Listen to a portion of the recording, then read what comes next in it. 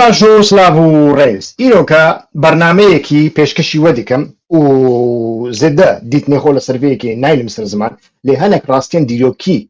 تینم سەر زمان کوچۆە بەکارئانینە زمان و ئیسرارکردن لەسەر بەکارئانینە زمان لە ناو ماڵێدا حتا مەدرسێ لە مەدرسێدا حتا کلیسایە لە کلیسایژی حتانی مەحکەمە و زانینگەهێ چەوا دکارە نەتەوەکی کو تشتێکی وینینە هەر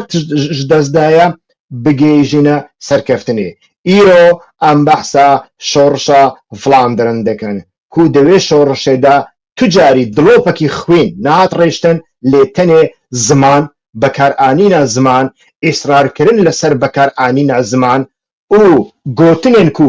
یەک و بە زمانێمە ناخبن ئەو نەژمەنە وسا کرد و شۆڕشە ڤڵامیێن بەلجیکایەدا سەرکەتنێکی مەزن چێ بکە و ئیرۆژی ڤڵامی ئەم لێ دنەڕن دەناوە سەرکەفتنێکی دەنا و دە هەمان دەمێدا دەناوە سیستەمێکی دیموکراتیکدانە نە فاشیزم گەلک نەتەو گاڤاکو سەرکەتن بەسەر نەتەوێندنێ بوون فاشیست لێ لە بەلجیکایە گاڤاکو فڵامی سەرکەتن و پێکهاتەیە بەلجیکاژی پرانی فلامینە دیسانجی حتا ئیرۆ فلامی جودا نەبوون بوون خودیە هەمی بەلجیکایە بەلجیکا پارچە پارچە نەکردن و دە هەمان دەمێدا بە تۆڵ هەڵدان و ئینتیقام لە هەمبەری خەڵکێندنێ نەسەکنین بژاردەیەکی دیموکراتیک دان پێشیاخۆ و حتا نەهاژی لە سەرڤەیەکێ ئیسرار بکەن ئەوژی بە هەڤڕا ژیانکردنا دەناوە سیستەمێکی فدرالی و دیموکراتیکدا کە ئەم دەست پێ بکەن هەروەکی هەر کەس دەزانێ لە بەلجیکایە شۆڕشێکی مەزن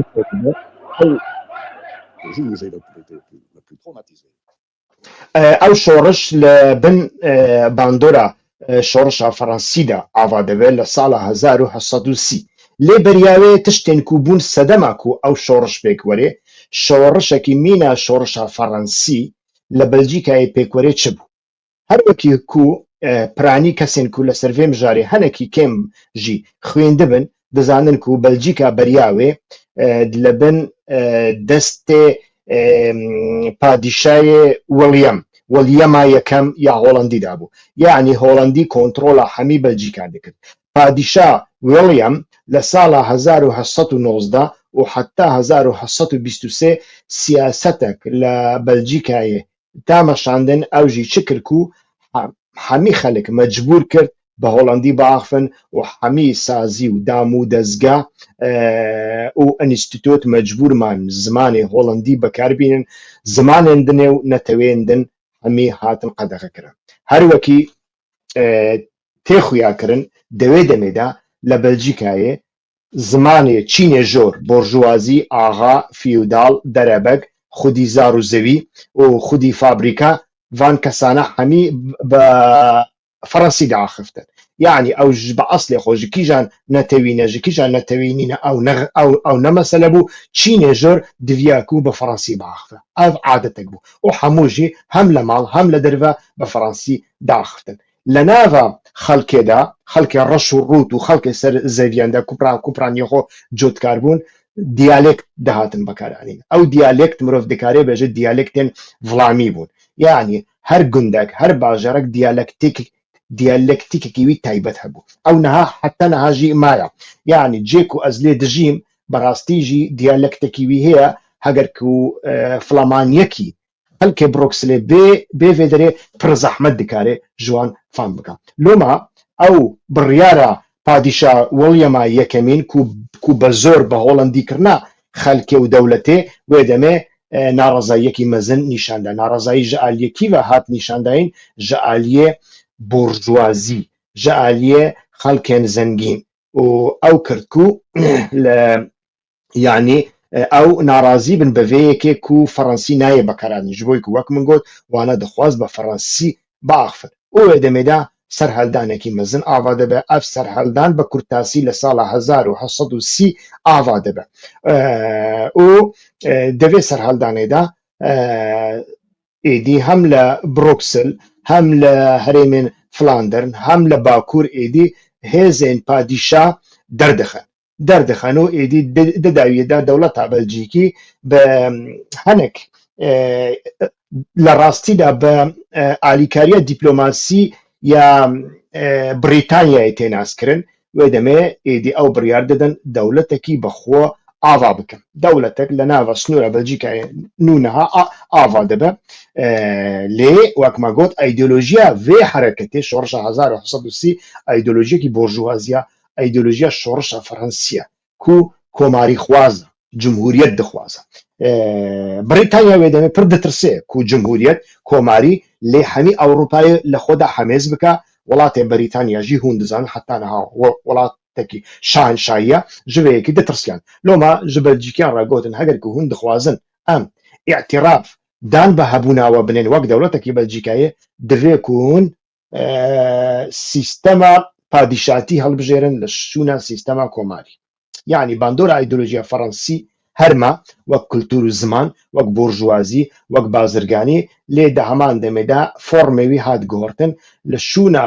کۆماری پادیشایەک ژێرا ئامادەکردن پادیشاژی لە بەلجیکا نەبوون چون لە نەمسایە گەڕان لە ماڵباتە لیۆپۆڵد ئێدی پادیشایەک ئانین کردن پادیشایە بەلجیکا ماڵباتە پادیشایەن بەلجیکای حتا نەهاژی ماڵباتێکی بە ئەسڵی خۆ بەلجیکی نینە بەلکو ئەڵمانی زمانێن ئۆستەنریک نەمسانە کە ئەم وەرن سەر مژارێ گادا و شۆڕشە 1930 سەرکەت بۆ وەکمە گوت بورژوازی و زەنگین ڕۆڵێوان تێدا هەبوون ڕاستە کەس هەمی خەلک لە جادەیان دەرکەت کۆڵانان لێ سەدەمێن وان جوداتر بوون پرانی سەدەمێن ئابووری بوون سەدەمێن شەرتێن ئابووریە بوون کو هێدی مرۆڤ ژە دێهاتان ژ گوندان دەردەکەتن دچون باژێران لە باژێرانژی شەرتێ کار هەم هەبوو هەم خراپ بوو هەم هەبوو هەمژی شەرتێکی پڕ زەحمەت بوو یعنی ئەو فابریکاسیۆنن کوێ دەمێ دەهاتن کردن بەڕاستیژی کارێکی پڕ زەحمەت بوو و کار 16 سعات بوو 18 سعات بوو لە گۆڕی وێژی ئەو مافێخۆ نەدەدیتن دیسانژی کەسێن کوژ گوند کۆچ دەکردن دچون باژاران دەڤیابوون کرێخانی بدەن خانی دیتن وسا هاسان نەبوو وێ دەمێژی مرۆڤ لێ نەڕی خەڵکی فەقیرژی پێرا ڕابوون لێ مرۆڤ دەکارێ بێژی دەداویدا داخوازیە بۆرژوازی و زەنگینێن بەلجیکیان پێک هات ساڵە 1930 دەوێ دەمێدا ئێدێ گاواکو ئەو هاتن سەر دەسەڵاتداریە ئێدی بە هاوپەیمانیەکی دەناوبەرە کاسۆلیکان کاتۆلیک و لیبرالاندا ئێدی خەباتێ خۆ شۆڕشە وەک شۆڕشە ئازادی ناولێکردن لێ دەوێ دەمێدا جارێک دن وەک کارڤەدان لە هەمبەری سیاسەتە وەڵیەما یەکەمین یا هۆڵەندی کو شۆڕش لە هەمبەریوی هاتبووکردن ئێدی جارێکی دن فەڕەنسی بوو زمانێ هەموو بەلجیکایە زمانێ زانینگەهێ زمانێ دادگا زمانێ پۆلیس زمانێ خوێندنگە و زمانێ کار کەسێکی کو فەڕەنسی نەزانی بە تەنێ دەکاری بوو لەسەر عەردێ خۆ جۆتکاریە بکە ژغێنی وێ نەکاری بوو کارێکی دنێژی بکە حتا نەکاری بوو بەرهەمێ خۆی جۆتکاریەژی بەبێ باژارێکی دنێ بفرۆشە ji بۆی ku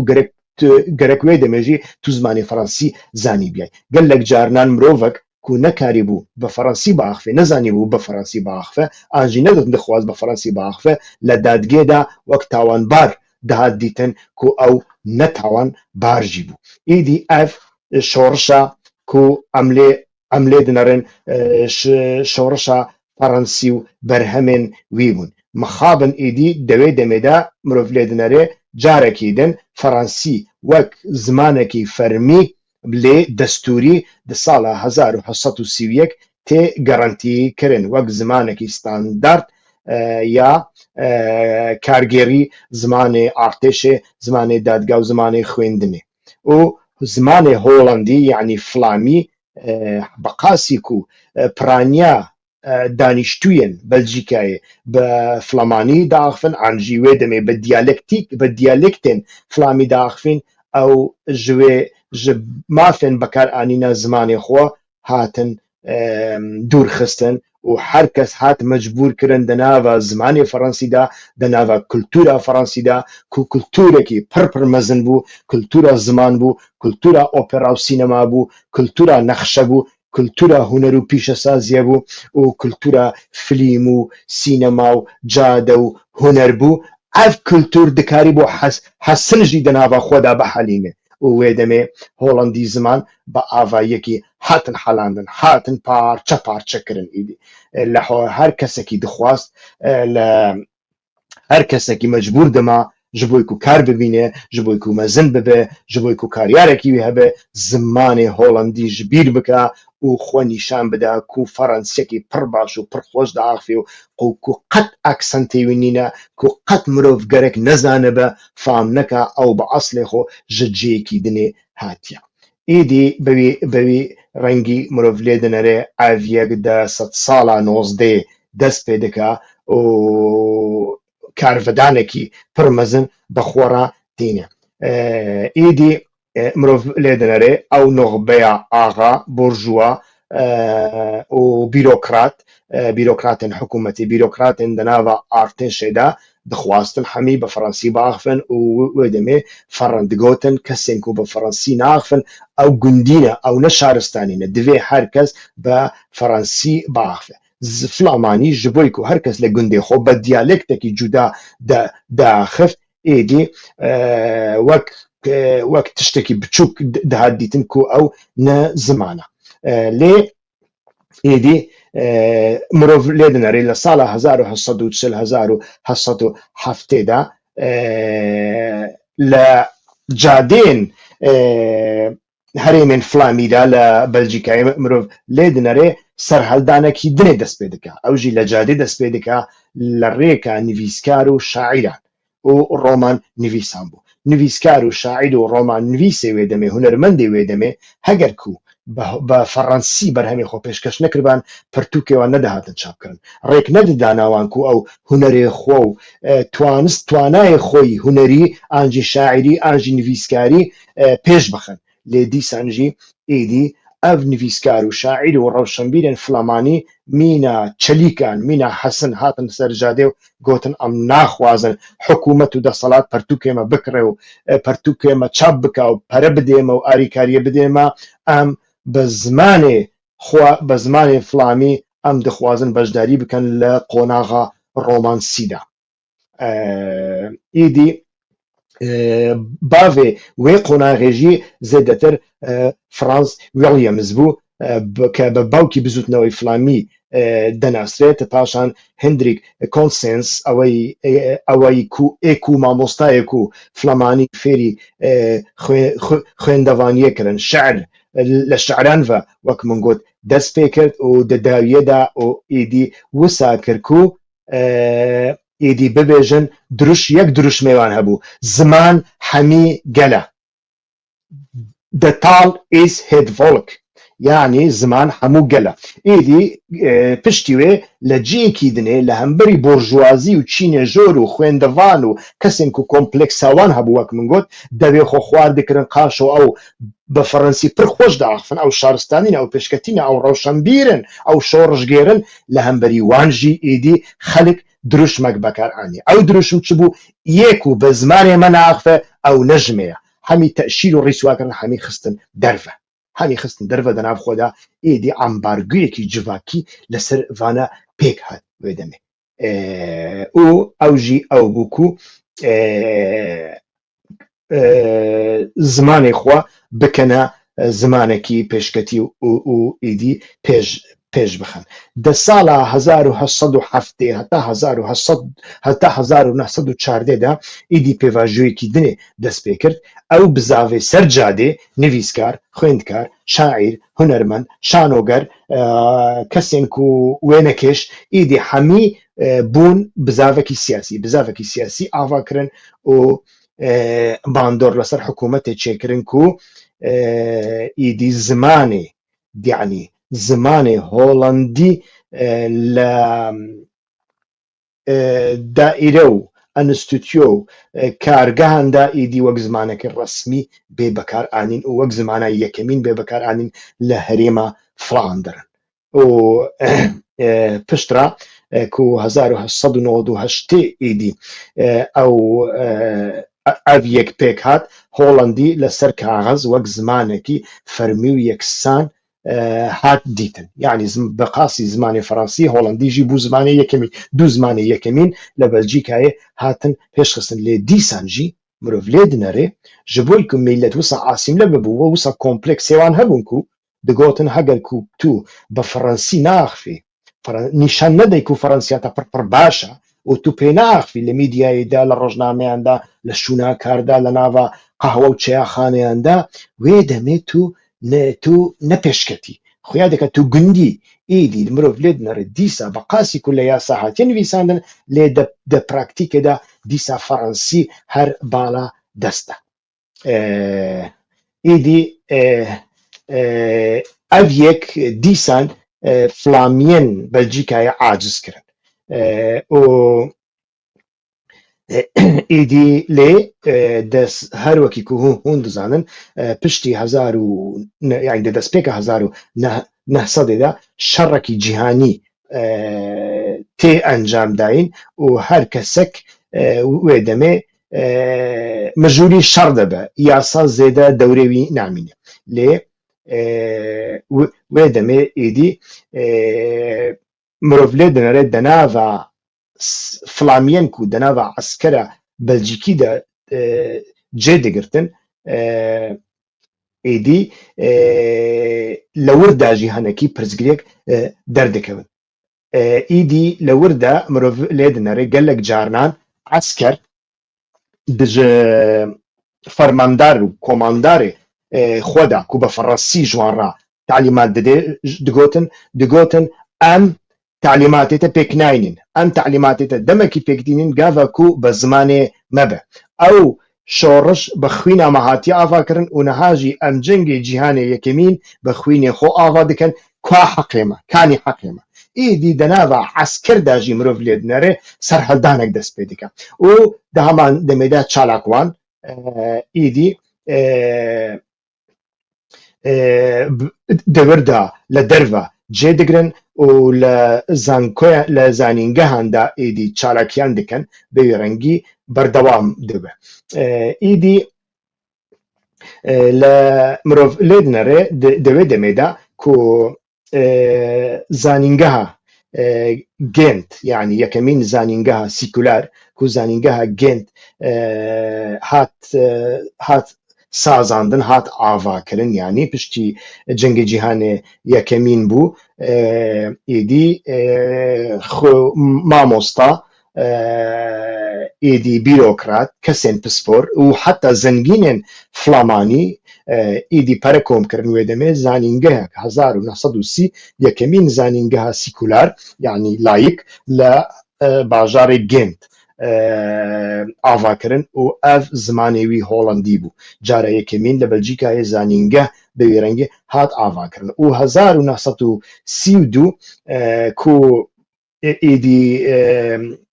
yasayên ziman wek hevin divê li her ciyekî wek hev jî pê bekar anîn holandî ziman ji hikûmetê ragotin madem li ser kaxezê wisa ye kawerin li lovin jî êdî zanîngehekî bi zimanê holandî ji me ravekin wê demê jî li Lovinê heta niha jî binawdenge zanîngehekî pir pêşketiye zanîngeha Lovin sala 1923 ku zanîngehekî katolîkan e katolîkiya êdî bi zimanê holandî hat avakirin lê di navbera sala 1996 û 1962 bibûrin 63 de êdî vê carê gencên holandî ziman flamanî hatin ser cadê carekî din li hemû saziyan de êdî xwe nîşandan û daxwazî û protesteyên aştî encam dan û daxwaz kirin ku snûrê ziman bê avakirin bi wê rengî jî mirov lê dinere êdî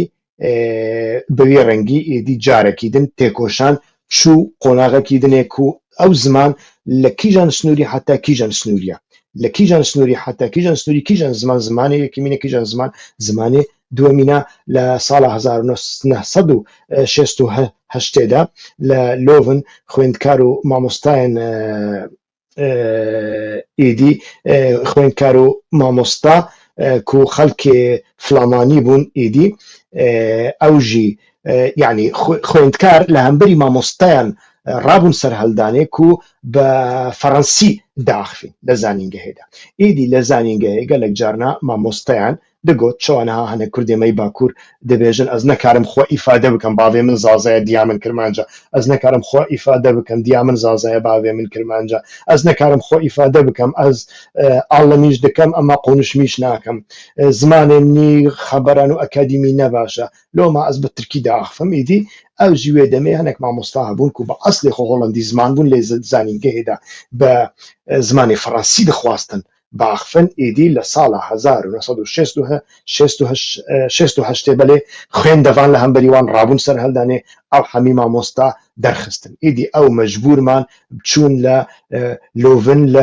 لە نەوڤە ئیدی لەور زانینگەهێکی نو ئاواکردن یعنی زانینگەها لۆڤن ها دوو پارچەکردن لە باژارێ لۆڤن زانینگەها هۆڵەندی زمان ما و لە باژارێ لەوڤا لە نەوڤ ئیدی لەور جی زانینگەها لۆڤن یا فەڕەنسی زمانان لە باژارێکی دنێ هەنێکی نێزیکەوە هات دامەزراندە ئیدی ئەڤیەک حتا 1970 بەردەوام بوو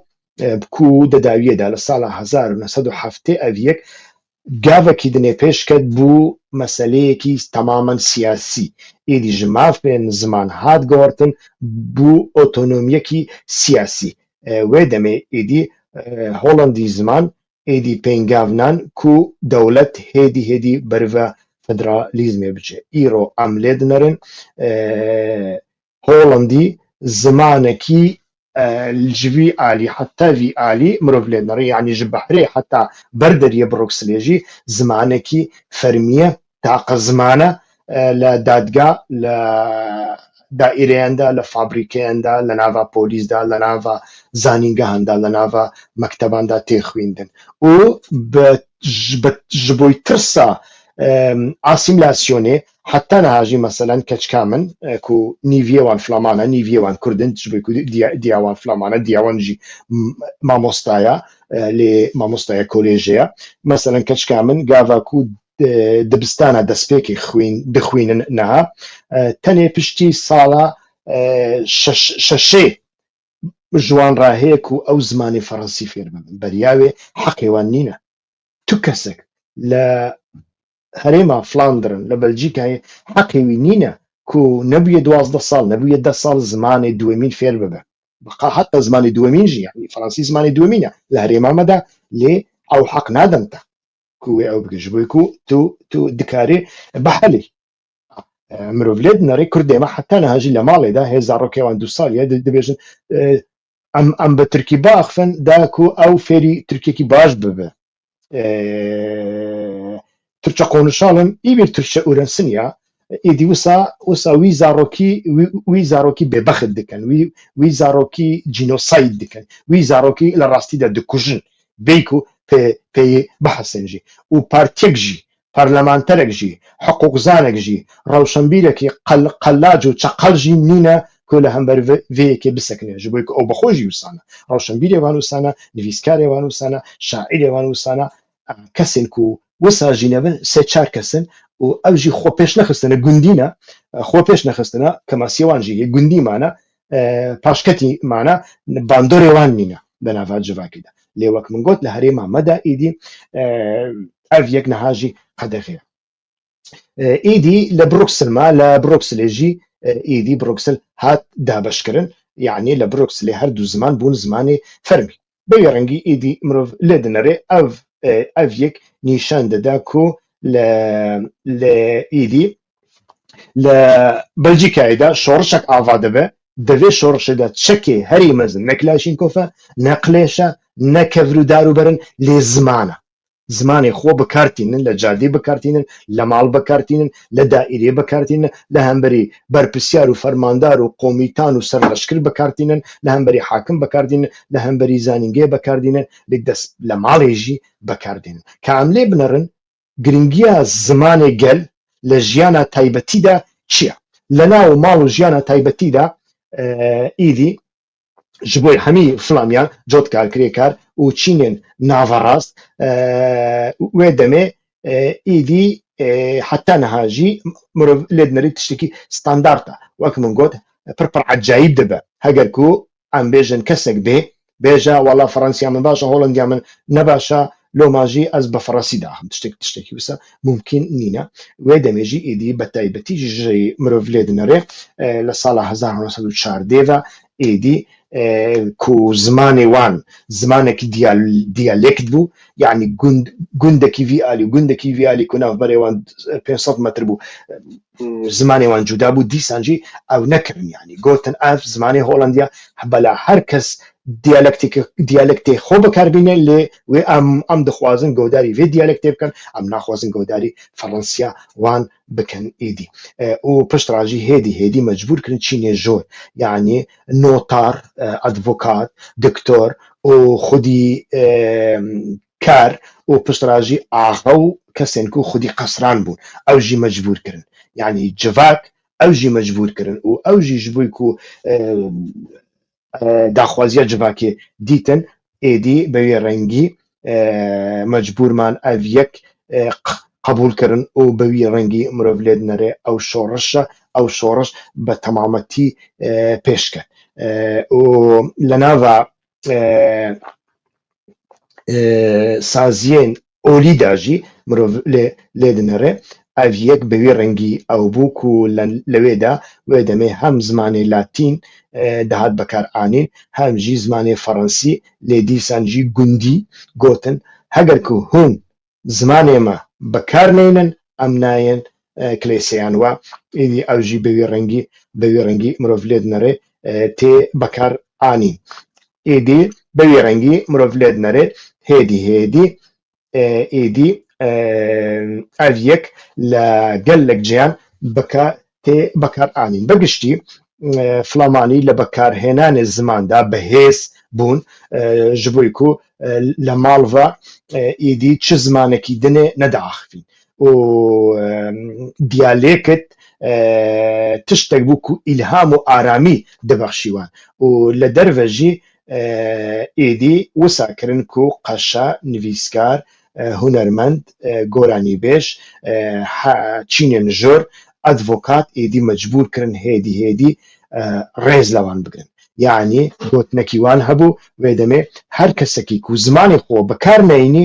ev hurmet ji xwe nayînê êdî ev mijarekî gelekî giring e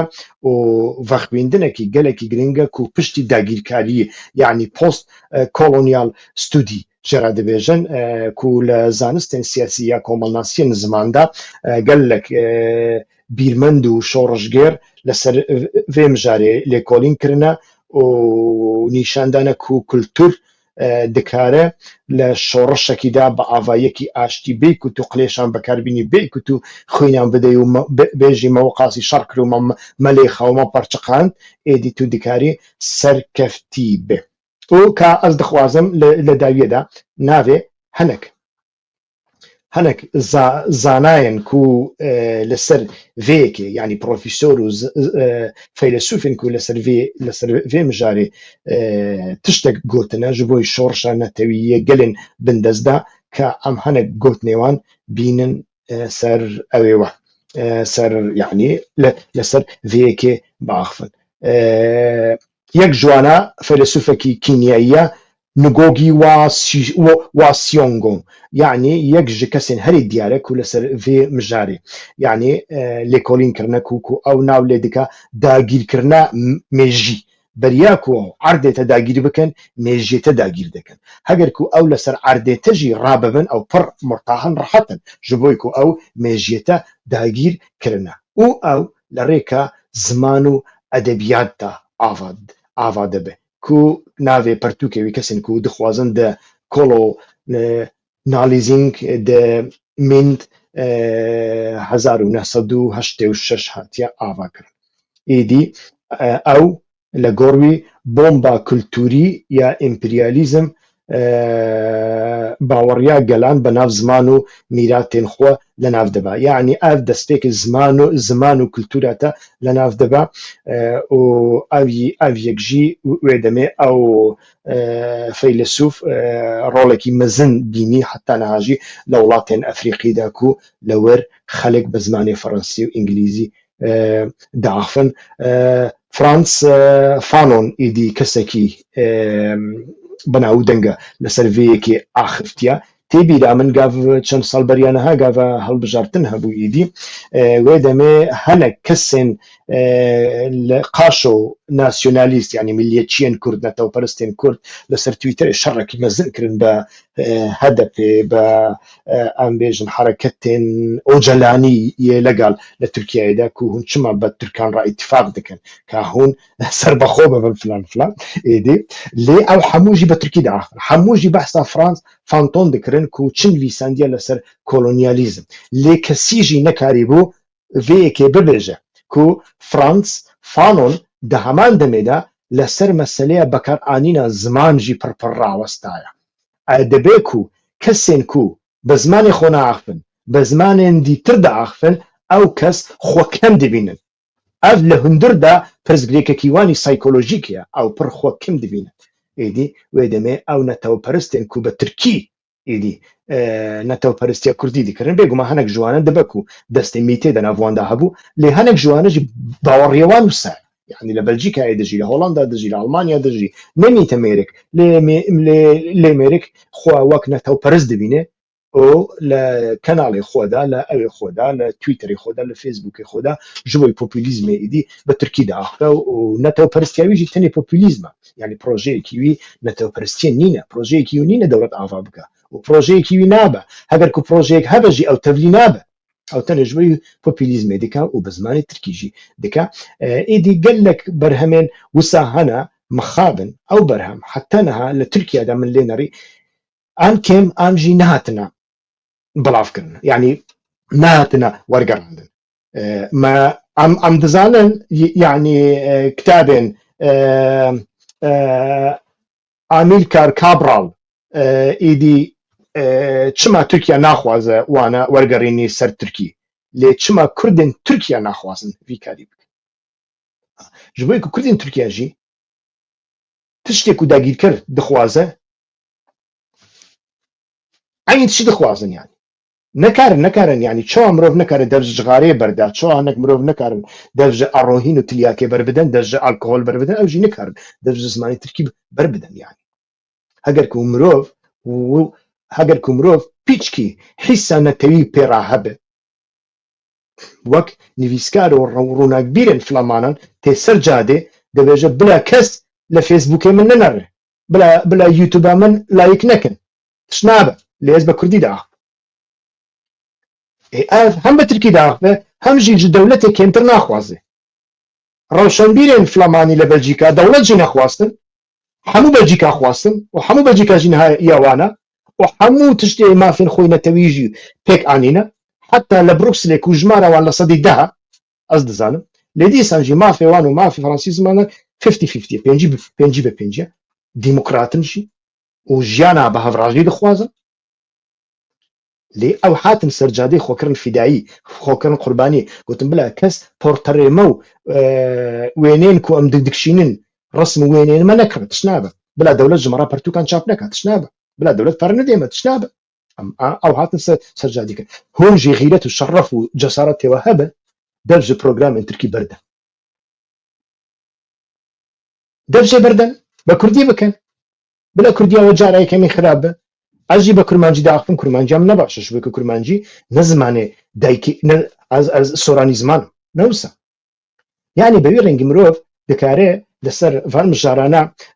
بعافة ايدي براستيجي قال لك تشبيجم قال لك برهمين جرينج هنا لي ناخوازم برنامجي بروبر دريج ببا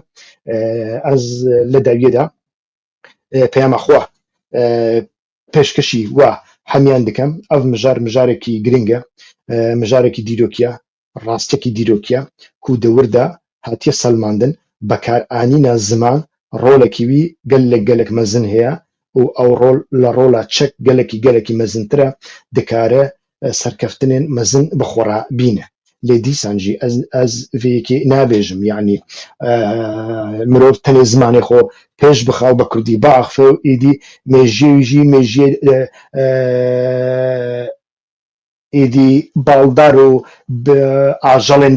بێباڵ یا دارستانان و یا بیابانان بە نا ئەس vەیەکی قەت نابێژم بەکارئانینە زمان لێ دە هەمان دەمێدا خۆ بخۆ بە زانستکردن و دە هەمان دەمێداژی مەسەلەین کو تو باوەڕی پێ دەکەی توانە وەک دین لێ نزیک نەبە هەگەر تو مارکسیستی وەک دین لە مارکسیزم نەنەڕە لەوانەژی گۆدار بکە کو ئەو دینێتە ڕەخ نەدەکەن گوتنێکی وانی جودا هەیە هەوڵ بدە بە ئارگومنت جوابێوان بدەیت وانە وەک بێعەقڵ و نەزان و کەر و نزانم حەقارەتێ لەوان مەکە باوەڕیەتە بە تشتێکی هەبوو وی تشتی وەک دین وەک مەزهب مەگرە باوەڕێتە بە پارچێکی هەبوو بە سەرۆکێکی هەبوو وەک دین وی مەگرە باوەڕێتە بە سەرۆکێکی نەبوو ئانجی ئەمبێژن دیتنێت لە گۆڕیتە ئەو پارتی ئەو سەرۆک کارێکی پڕ خراپ و قڕێژ دەکە لێ دوسێ جارانجی گۆداری وی بکە و ji خۆ بپرسە خۆ بخە شوناوی تشتێک و ئەو دەخوازە تشتێک و ئەو دەبێژە گەیۆ ژوێ باشتر چییە ئەو تشتێ باشتر چییە و ئەو تشتێ باشتر ئەگەر هەیە چوا پێکتێ ئیمکانی پێکانی ناوی هەیە ئانا وێ دەمێ تو دیکاری بەوێ ڕەنگی شەڕەڤە بکەیت لۆماژی مرۆڤ نەتەنێ زمان لێ دەوارێ هزر و دەوارێ زانستداژی خۆ پێش بخە خۆ بگۆڕینێ و پەحینێکی لە تەختێن مێژیە خۆ بدە دیوارن مێژیە خۆ بدە کو دەردۆرێ مێژی هەمیگرتنە و نەکارن نایەنن مێژی ڤە ببە هەتا بەرنامەیەکردن سلااو و ڕێز ژوەران لە کرەما خۆ هەوڵ بدەن بە تایبەتی vê بەرنامێ هەر کەسێک ji aliyê xwe ji çend dost û hevalên xwe re bişîne wê gelek baş bibe wê demê yanî ew qasî pertûk li wî lêkolînên ku min kirine jî bevala naçe û gelek kes dikarin sûd jê bibînin hewl bidin li kirema xwe kanala me abone bikin û heger ku komênt û pirsyarê we hebin hûn dikarin li kanala YouTube da li beşa komênt da binivîsin ez ê hewl bidim di demekî Kurd da bersîfê bidim dem baş silav û hurmat jora gelek spas ku heta niha we li me temaşe kir heta bernameyekî din silav rêz